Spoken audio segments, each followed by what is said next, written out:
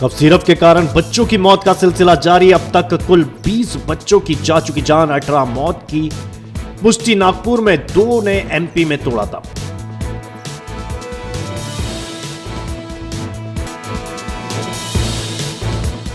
इंदौर यात्री बसों के खिलाफ अब आरटीओ की सख्ती। 3 बार चालानी कार्रवाई पर निरस्त होगा परमिट। शहर की यातायात व्यवस्था बिगाड़ने वालों पर अब शिकंजा।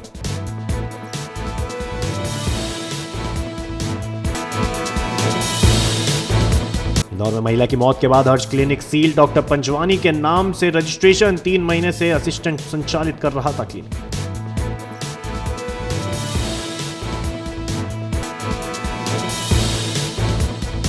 खेड़ा डैम में विसर्जित प्रतिमाओं की कालाबाजारी। प्रतिमाओं के स्ट्रक्चर को बेचा जा रहा दोबारा। बिचौलिए खुलेआम कर रहे सौदा।